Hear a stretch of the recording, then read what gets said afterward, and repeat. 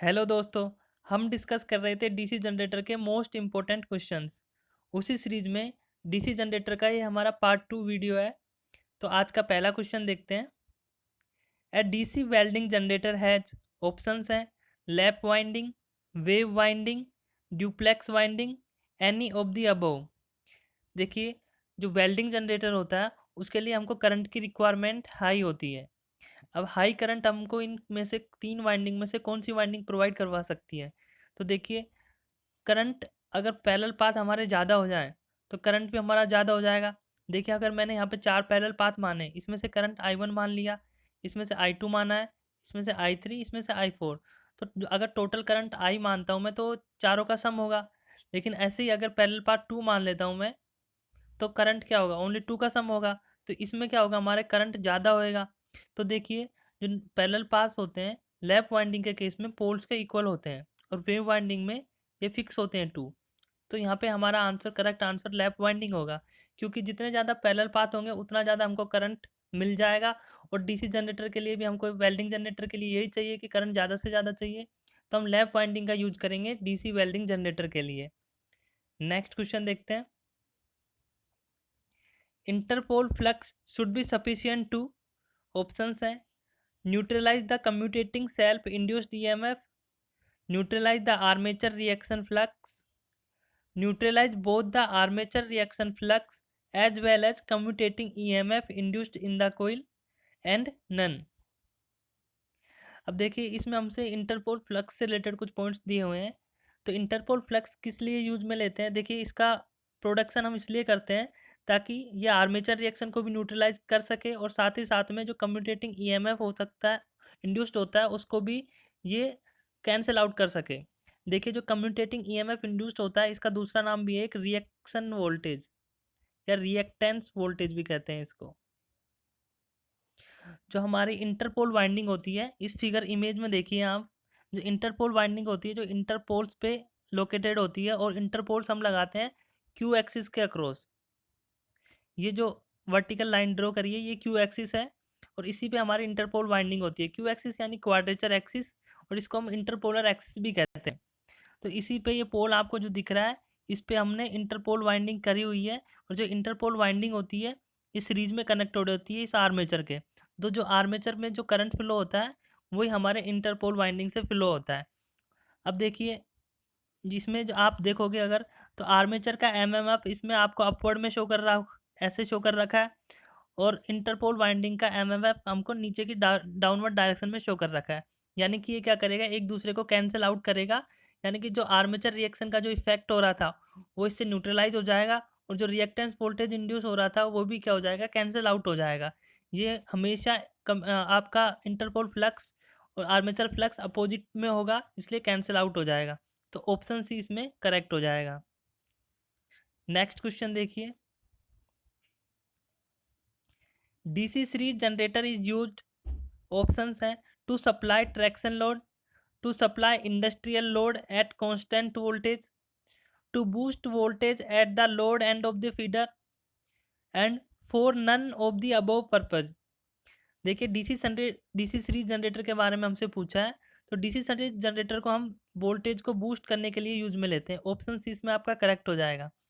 जो फीडर होता है हमारे, वहाँ पे क्या होता है? वोल्टेज ड्रॉप होता है। तो वोल्टेज ड्रॉप को कंपनसेट करने के लिए लोड एंड पे हम बूस्टर ट्रांसफार्मर के तौर पे सीरीज जनरेटर का यूज में लेते हैं, ताकि बूस्टर जनरेटर के तौर पे जब इसको हम यूज में लेंगे तो ये क्या करेगा? वोल्टेज को कंपनसेट करेगा, वोल्टेज इंजेक्ट कर देगा हमारे फीडर एंड पे। तो जिससे क्या हो जाएगा? वोल्टेज का कंपनसेशन हो जाएगा। लोड एंड पे हमको कोई भी वोल्टेज का ड्रॉप देखने को नहीं मिलेगा, कोई भी फ्लक्चुएशंस देखने को नहीं मिलेगा। तो ऑप्शन सी इसमें हमारा करेक्ट हो जाएगा। नेक्स्ट क्वेश्चन देखते हैं। The voltage drop for which of the following types of brush can be expected to be least. Options दे रखे हैं graphite brushes, carbon brushes, metal graphite brushes, and none. देखिए, जो हमसे वोल्टेज ड्रॉप के बारे में पूछा है वो सबसे कम किस में हो सकता है? देखिए, ग्रेफाइट और कार्बन का रेजिस्टेंस हाई होता है। अब यहाँ पे मेटल और ग्रेफाइट दोनों का कॉम्बिनेशन है। अगर मेटल कॉम्बिनेशन में आ गया, मीन्स कि जो आपका रेजिस्टेंस होगा, इम्पिडेंस होगा, वो कम ही होगा। इसके कंपैरिजन में, इन दो ब्रुसेस के कंपैरिजन में इसमें कम होगा। इट मीन्स कि इसी में हमारा क्या होगा, वोल्टेज ड्रॉप कम होगा, लीस्ट होगा। इन 3 ऑप्शंस में से मेटल ग्रेफाइट ब्रुसेस में हमारा वोल्टेज ड्रॉप कम होगा। तो इसलिए इस क्वेश्चन का करेक्ट ऑप्शन सी हो जाएगा आपका, मेटल ग्रेफाइट ब्रुसेस। आप देख लीजिए यहाँ पे इमेज में जो ब्रुश होती हैं आपकी कुछ इस तरीके की होती हैं, जिनसे स्प्रिंग भी कनेक्टेड होती है। और ये ब्रुश होती है जो कम्यूटेटर पे आप ऐसे लगी हुई रहती है, जिससे कि ये फ्रिक्शन करती रहती है और हमारे करंट को कलेक्ट करती है। नेक्स्ट क्वेश्चन देखते हैं। The number of brushes in commutator depends on, options हैं speed of armature, type of winding, voltage, amount of current to be collected. हमसे पूछा कि ब्रूसेस जो हम कम्यूटेटर में यूज लेंगे वो कितनी होंगी। अब देखिए किस पे डिपेंड करता है। अब जितना ज़्यादा हमको करेक्ट करंट कलेक्ट करना है, उतनी ही ज़्यादा हमको ब्रूस यूज करना पड़ेगा। यानी कि जितने ज़्यादा हमारे पैरेलल पाथ होंगे, उतना ही हमको ब्रूस यूज में लेना पड़ेगा। पैरेलल पाथ पे हमारी ब्रूस डिपेंड करती है। और पैरेलल पाथ किस पे डिपेंड कर रहा है, करंट पे। अगर जितना ज़्यादा हमको करंट चाहिए होगा, उतना ज़्यादा पैरेलल पाथ यूज लेना होगा हमको। तो ऑप्शन डी इसमें करंट करेक्ट हो जाएगा आपका, amount of current to be collected. Next question देखते हैं। Eddy currents are induced in the pole shoe of a DC machine due to, options हैं oscillating magnetic field, pulsating magnetic flux, relative rotation between field and armature, and all above. देखिए हमसे eddy current के बारे में पूछा है। तो eddy current क्यों प्रोड्यूस होते हैं, जब रोटेशन होता है, रिलेटिव मोशन होता है फील्ड और आर्मेचर के बीच में। जो हमारा मेन फील्ड है और आर्मेचर के बीच में जब रिलेटिव मोशन होएगा, जब रिलेटिव मोशन होएगा तो एक ईएमएफ इंड्यूस्ड होएगा कोर में, जिस ईएमएफ इंड्यूस्ड के कारण एडी करंट्स प्रोड्यूस हो जाएंगे कोर में, और उनके कारण क्या होगा, हमारा एडी करंट लॉसेस होंगे। तो इसमें ऑप्शन सी करेक्ट हो जाएगा। लेकिन एक क्वेश्चन और पूछा जाता है, एडी करंट लॉसेस को मिनिमाइज करने के लिए हम क्या करते हैं। तो जो लैमिनेशंस करते हैं हम कोर में, तो वो हम एडी करंट को मिनिमाइज करने के लिए, एडी करंट लॉसेस को मिनिमाइज करने के लिए ही करते हैं। तो ध्यान रखना, लैमिनेशंस एडी करंट लॉसेस को मिनिमाइज करने के लिए किए जाते हैं। और लैमिनेशंस किसके किए जाते हैं ये भी पूछते हैं। तो इसका आंसर आपको बताना है, सिलिकॉन स्टील के लैमिनेशंस किए जाते हैं। नेक्स्ट क्वेश्चन देखते हैं। In a DC machine short circuited field coil will result in, options दे रखे हैं odour of burning insulation, unbalanced magnetic pull producing vibrations, reduction of generated voltage for which excitation has to be increased to maintain the voltage, and all of the above. देखिए हमसे बोल रहा है कि अगर फील्ड वाइंडिंग फील्ड कोइल हमारी short circuit हो जाए तो क्या होगा। देखिए इसमें जितने भी ऑप्शन दिए हैं सारे करेक्ट हैं। बर्निंग इंसुलेशन करेक्ट है। यहाँ पे दिया हुआ unbalanced magnetic pull producing vibrations, short circuit हो जाएगा तो हमको क्या होगा, मैग्नेटिक पुल भी अनबैलेंस हो जाएगा, तो वाइब्रेशंस होंगे मोटर में या जनरेटर में, कोई भी डीसी मशीन में। तो ये भी करेक्ट है। और वोल्टेज का रिडक्शन भी हो जाएगा, ये भी करेक्ट है। तो इसमें सारे ऑप्शन करेक्ट हो जाएंगे, ऑप्शन डी आपका करेक्ट हो जाएगा। नेक्स्ट क्वेश्चन देखते हैं। Equaliser rings are required in case armature is wave bound, lap bound, delta bound, duplex bound. देखिए जो इक्वलाइजर रिंग्स होते हैं वो हम इसलिए यूज करते हैं ताकि जो अनइक्वल डिस्ट्रीब्यूशन रहता है करंट का, उसको हम हटा सकें या मिनिमाइज कर सकें। इसलिए हम इक्वलाइजर रिंग्स का यूज करते हैं। अब देखिए जो वेव बाउंड होती है उसमें तो हमारे पैरेलल पाथ्स 2 होते हैं, तो 2 पैरेलल पाथ हैं, ओनली 2 पैरेलल पाथ से ही करंट फ्लो होगा। तो इसमें इतना इफेक्ट नहीं पड़ता हमारे अनइक्वल डिस्ट्रीब्यूशन ऑफ करंट का। लेकिन जो लैप बाउंड होता है, लैप बाउंड में तो पैरेलल पाथ जितने ज़्यादा पोल होंगे उतने ज़्यादा ही लैप हमारे पैरेलल पाथ होंगे। यानी कि अनइक्वल डिस्ट्रीब्यूशन करंट का इसमें ज़्यादा पॉसिबिलिटी है। इसलिए हम क्या करते हैं, इक्वलाइजर रिंग जो होती है हम लैप बाउंड में यूज करते हैं। तो ऑप्शन बी करेक्ट हो जाएगा। नेक्स्ट क्वेश्चन देखते हैं। In case of DC machine winding number of commutator segments is equal to, options हैं number of armature coils, number of armature coil sides, number of armature conductors, number of armature turns. देखिए हमसे पूछा है जो commutator segments होंगे वो कितने होंगे, किसके इक्वल होंगे। तो इसमें करेक्ट ऑप्शन होगा आपका नंबर ऑफ आर्मेचर कोइल्स। तो जितनी हमारे आर्मेचर कोइल होंगे उतना ही हमारे नंबर ऑफ कम्यूटेटर सेगमेंट होंगे। अब देखिए कम्यूटेटर सेगमेंट कैसा होता है, इस ऑप्शन इस इमेज में देखिए आप, जो आपको ये दिखे हुए हैं सेगमेंट्स और बीच में जो गैप दिख रहा है वहाँ पे हमारा इंसुलेशन लगाया जाता है। और बाकी जो ये दिख रही है बार आपको, ये कम्यूटेटर सेगमेंट्स कहलाते हैं। इसका दूसरा फिगर में देखोगे आप, दूसरी इमेज देखिए तो ये आपको यहाँ पे शो भी करा हुआ है, ये कम्यूटेटर सेगमेंट है और ये आपकी ब्रुश है। तो जो ब्रुश होती है यहाँ पे स्लाइड करती रहती है कम्यूटेटर सेगमेंट पे और यहाँ से आपका करंट को कलेक्ट करती रहती है। ठीक है, तो आंसर इसका हो जाएगा option A, number of armature coils. Next question देखते हैं। The function of pole shoe in the case of DC machine is, options हैं to reduce the reluctance of the magnetic path, to spread out the flux to achieve uniform flux density, to support the field coil and all the above functions. देखिए इसमें हमारे तीनों के तीनों option correct हैं। जो हमारा पोल शू होता है उसके कारण जो रिड्यूस हो जाता है रिलक्टेंस भी हमारे मैग्नेटिक पाथ का, ये फ्लक्स को क्या करता है अच्छी तरह यूनिफॉर्मिटी से डिस्ट्रीब्यूट करता है और फील्ड कोइल को भी सपोर्ट करता है। तो तीनों ऑप्शन करेक्ट हो जाएंगे। अब आप इस इमेज में देखिए, जो पोल शू होता है हमारा ये होता है, जो ये पार्ट होता है कहलाता है हमारा पोल शू। यहाँ पे 4 पोल दिए हुए हैं तो 4 पोल शू हैं। अब देखिए, अब इसका शेप भी कुछ इस तरीके से बनाया हुआ होता है। ये इसका रीज़न यही है कि जो हमारा फ्लक्स है वो यूनिफॉर्म डिस्ट्रीब्यूशन हो, इसलिए इसका जो शेप होता है इस तरीके से बनाया जाता है। और इसी में देखिए आपके फील्ड वाइंडिंग साइड में जो पोल शू आपका ऐसा बना हुआ है, उसके यहाँ पे आप देखिए, यहाँ पे क्या होता है आपकी फील्ड वाइंडिंग प्लेस्ड होती है जो कि मेन फील्ड को जनरेट करती है और बीच में आपका आर्मेचर होता है। अब इस क्वेश्चन का करेक्ट आंसर हो गया था ऑप्शन डी। नेक्स्ट क्वेश्चन देखते हैं। Which of the following statement about DC generator is false. Options हैं compensating winding in a DC machine helps in commutation, in a DC generator interpole winding is connected in series with the armature winding, back pitch and front pitch are both odd and approximately equal to the pole pitch, equalizing bus bars are used with parallel running of DC shunt generators। देखिए इसमें आपका option A भी correct है, B भी correct है, सी भी correct है, only option D आपका रॉन्ग है। डी गलत क्यों है?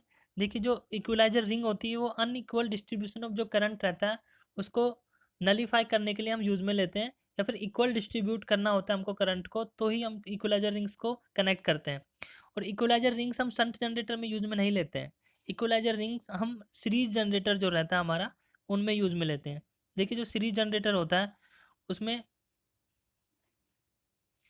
वाइंडिंग अगर ऐसे बनी हुई है, ये सीरीज जनरेटर है, ये फर्स्ट सीरीज जनरेटर है, ये सेकंड सीरीज जनरेटर है,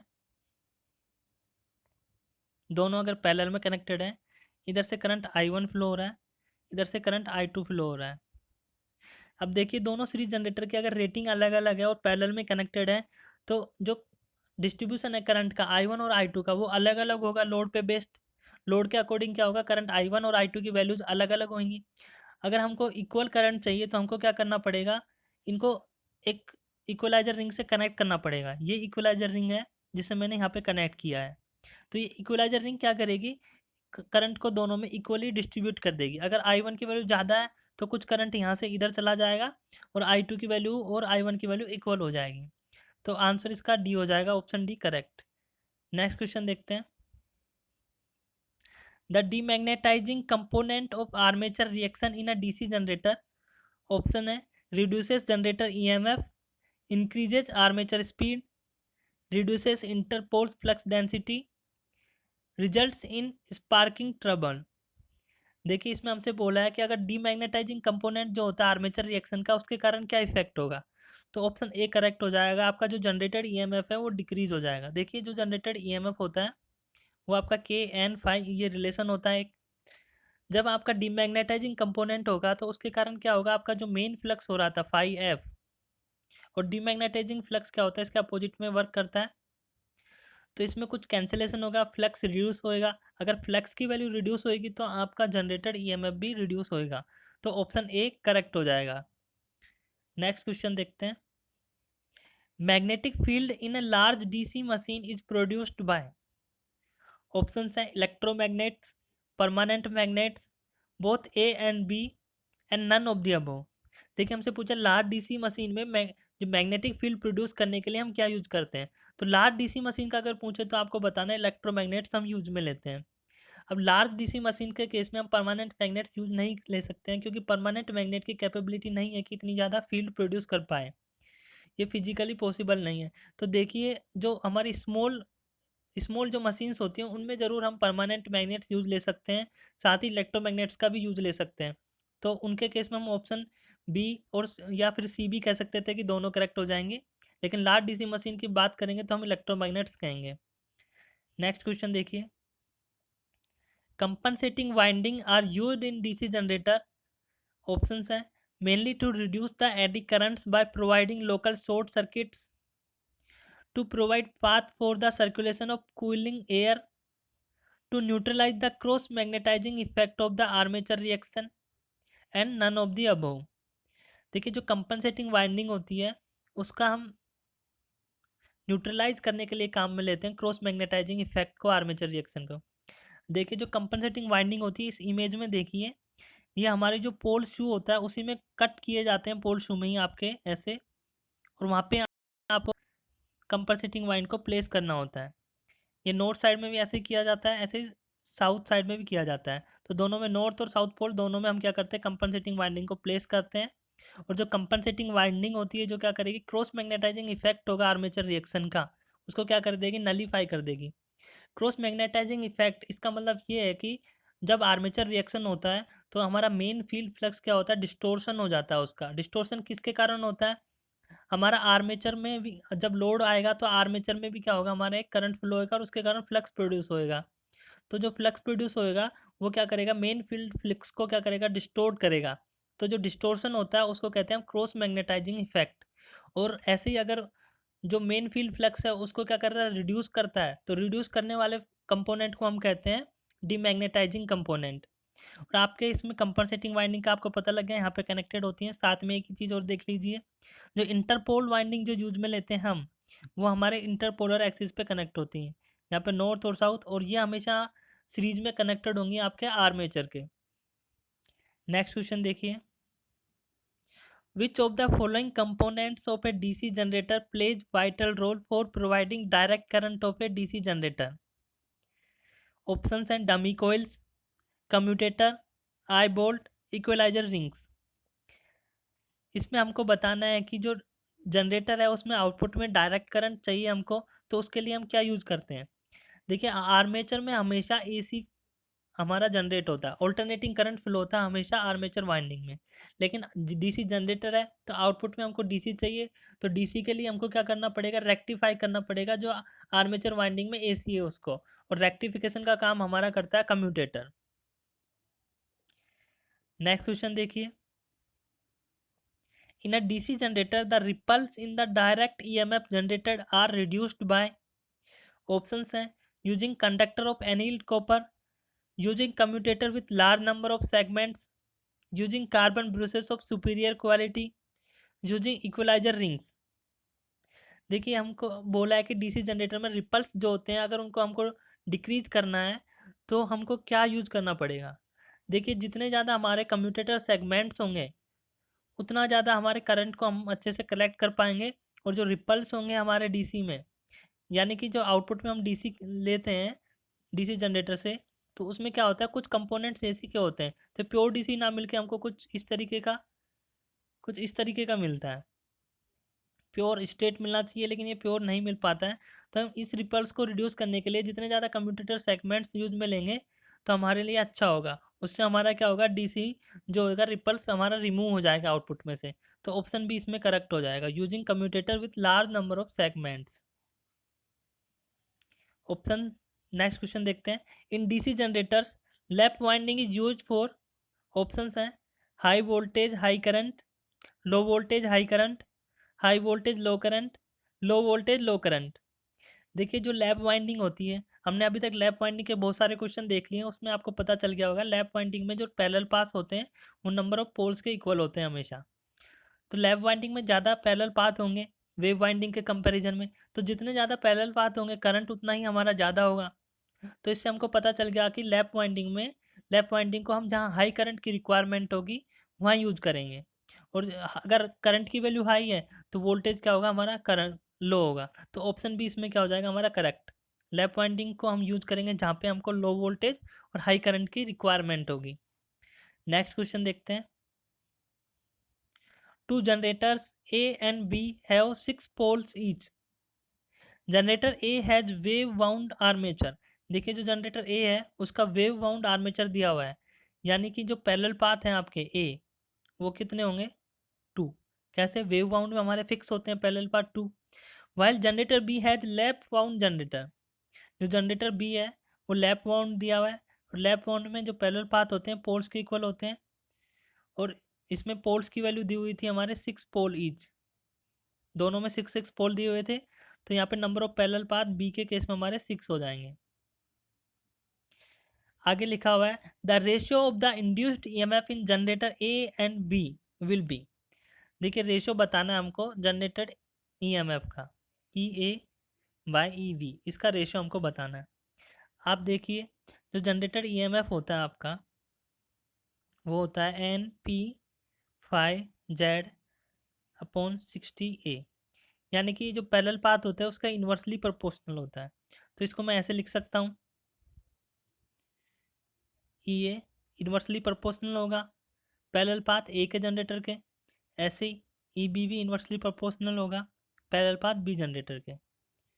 अब हमको रेशियो निकालना है, तो E A divided by E B equals to, अब यहाँ पे क्या हो जाएगा? इन्वर्सली प्रोपोर्शनल है, तो यहाँ तो ए आ जाएगा और यहाँ पे आपको ए बी आ जाएगा। यहाँ पे ए बी है number of parallel paths of B, और यहाँ पे ए है number of parallel paths of A. तो ए जनरेटर के लिए पैरेलल पाथ हमारे 2 थे क्योंकि वो वेव बाउंड था, और बी जनरेटर के लिए हमारे पैरेलल पाथ 6 थे क्योंकि वो क्या था? हमारा लैप बाउंड। तो यहाँ पे पुट कीजिए 6 और यहाँ पे 2, तो 2 3 जा 6, तो 3:1 आपका आंसर आ जाएगा। ऑप्शन बी क्या हो जाएगा आपका? करेक्ट। नेक्स्ट क्वेश्चन देखते हैं। The EMF generated by a shunt wound DC generator is E. यहाँ पे आपको वाउंड जनरेटर दिया हुआ है। Now while pole flux remains constant, if the speed of the generator is doubled, the EMF generated will be. Options हैं E by two, two E, slightly less than E, and E. पहले हमको EMF दिया हुआ था ई, अब बोल रहा है अगर स्पीड को मैंने डबल कर दिया और फ्लक्स कांस्टेंट है तो हमारा जो ईएमएफ होगा वो क्या होगा? देखिए जो ईएमएफ जनरेटेड होता है उसका रिलेशन हमने पढ़ा है के एन फाई। अगर हमारा फ्लक्स कांस्टेंट है और स्पीड को मैंने डबल कर दिया है, और के तो कांस्टेंट है ही पहले से, तो ईएमएफ भी क्या हो जाएगा हमारा? डबल। तो ऑप्शन बी हमारा इसमें करेक्ट हो जाएगा, 2E। नेक्स्ट क्वेश्चन देखिए। In a DC generator the actual flux distribution depends on, options हैं size of air gap, shape of the pole shoe, clearance between tips of the adjacent pole shoes. देखिए जो हमारा flux distribution होता है वो पोल शू के shape पे भी डिपेंड करता है, एयर गैप पे भी डिपेंड करता है, और क्लियरेंस होता है टिप्स के बीच में उन पे भी डिपेंड करता है। ये हम पहले भी एक इमेज देखी थी, उसमें भी हमने देखा था कि अगर ये हमारे पोल शू हैं दो, तो इसका जो शेप है ये शेप ऐसा इसलिए बनाया जाता है ताकि यूनिफॉर्म फ्लक्स डिस्ट्रीब्यूशन हो हमारे, और जो हमारे पोल टिप्स के बीच की जो डिस्टेंस है इनके बीच का जो क्लियरेंस है इस पे भी ये डिपेंड करता है, और साथ ही जो एयर गैप कितना है ये आर्मेचर और पोल शू के बीच में एयर गैप कितना है उस पर भी डिपेंड करता है। तो तीन ऑप्शन इसमें हमारे करेक्ट हो जाएंगे, ऑप्शन डी हमारा सही हो जाएगा। नेक्स्ट क्वेश्चन देखिए। The armature core of a DC generator is usually made of, options हैं silicon steel, copper, non ferrous material, iron. देखिए जो आर्मेचर कोर होता है वो हमारा सिलिकॉन स्टील का बना होता है। नेक्स्ट क्वेश्चन देखते हैं। Satisfactory commutation of a DC machine requires, options है brushes should be of a proper grade and size, brushes should smoothly run in the holders, smooth concentric commutator properly undercut. देखिए इसमें correct option हमारा D हो जाएगा। सारे के सारे तीनों ऑप्शन ए बी सी तीनों हमारे जरूरी हैं सेटिस्फैक्ट्री कम्यूटेशन के लिए। कम्यूटेशन हमारा जब भी अच्छा होगा, विदाउट स्पार्किंग कम्यूटेशन जब भी पॉसिबल हो सकता है जब हमारा ब्रुशेस भी अच्छी साइज और ग्रेड की हो, यानी कि अच्छी क्वालिटी की हो, और वो स्मूथली रन करें होल्डर्स में जब हमको प्लेस करें, और एकदम अच्छे से अंडर कट होनी चाहिए वो। तो ऑप्शन डी हमारा इसमें क्या हो जाएगा? करेक्ट हो जाएगा। नेक्स्ट क्वेश्चन देखते हैं। In a DC machine fractional pitch winding is used. Options हैं to increase the generated voltage, to reduce sparking, to save the copper because of shorter end connections, D due to B and C above. देखिए इसमें जो correct option होगा वो आपका option B और सी दोनों correct होगा, तो ऑप्शन डी हमारा करेक्ट हो जाएगा। फ्रैक्शनल पिच वाइंडिंग हम इसलिए यूज लेते हैं ताकि स्पार्किंग हमारी रिड्यूस हो जाए और कॉपर की हमारी सेविंग हो जाए, इसलिए हम फ्रैक्शनल पिच वाइंडिंग को यूज में लेते हैं। ऑप्शन डी करेक्ट हो जाएगा। नेक्स्ट क्वेश्चन देखते हैं। For the parallel operation of two or more DC compound generators we should ensure that. हमसे पैरेलल ऑपरेशन के लिए पूछा है इसमें, कंपाउंड जनरेटर के लिए, तो कुछ पॉइंट्स दे रखे हैं उनको हम स्टडी करते हैं। पहला दिया हुआ है voltage of the incoming generator should be same as that of bus bar. बिल्कुल सही बात है। Polarity of incoming generator should be same as that of bus bar. देखिए पॉइंट ए और बी कोई सा भी जनरेटर हो सबके लिए हमारे जरूरी है कि पोलरिटी सेम होनी चाहिए और वोल्टेज जो इनकमिंग जनरेटर है उसका सेम होना चाहिए बस बार के इक्वल। सी दिया हुआ है all the series field should be run in parallel by means of equaliser connection. D दिया हुआ है series fields of all generator should be either on positive side or negative side of the armature. देखिए option C और D दोनों ही correct है हमारे। जो compound generator में जो सीरीज फील्ड होती है हमारी, कंपाउंड जनरेटर होता है कैसा हमारा, कुछ तो इस तरीके का होता है। ये सीरीज फील्ड वाइंडिंग होती है और यहाँ पे हमारी शन फील्ड वाइंडिंग होती है। तो जो सीरीज फील्ड वाइंडिंग होती है, अगर पैरेलल में दो जनरेटर हमारे कनेक्टेड है तो हमको क्या होगा, इक्वलाइजर रिंग भी यूज करना पड़ेगा ताकि हमारा करंट का डिस्ट्रीब्यूशन क्या हो, सेम हो, अनइक्वल डिस्ट्रीब्यूशन ना हो करंट का। तो ऑप्शन सी भी करेक्ट हो जाएगा। और जो सीरीज फील्ड वाइंडिंग होंगी हमारी, वो या तो आइदर पॉजिटिव साइड में कनेक्ट होनी चाहिए आर्मेचर के, या अगर ये प्लस है या माइनस है तो या तो पॉजिटिव साइड में कनेक्ट होनी चाहिए या नेगेटिव साइड में कनेक्ट होनी चाहिए। ऐसे नहीं हो सकता कि एक की पॉजिटिव साइड में कनेक्ट हो दूसरे की नेगेटिव साइड में कनेक्ट हो। तो ऑप्शन डी भी सही होगा। और ऑप्शन ई दे रखा था all condition mentioned above should be satisfy. तो हमारे तीन चार option A B C D चार ऑप्शन हमारे करेक्ट होने चाहिए, तो ऑप्शन ई सही हो जाएगा इसमें। नेक्स्ट क्वेश्चन देखते हैं। DC generator generally preferred for charging automobile batteries is series generator, shunt generator, long shunt compound generator, any of the above. देखिए जो चार्जिंग के लिए हम जो जनरेटर यूज में लेते हैं वो होता है हमारा शंट जनरेटर। जो शंट जनरेटर होता है उसको जहाँ पे भी हमको कांस्टेंट वोल्टेज सप्लाई की ज़रूरत होती है वहाँ पे हम शंट जनरेटर का यूज में लेते हैं। दोस्तों आज के लिए इतना ही। अगर आपको वीडियो पसंद आया तो प्लीज़ सब्सक्राइब ज़रूर करें। Thank you.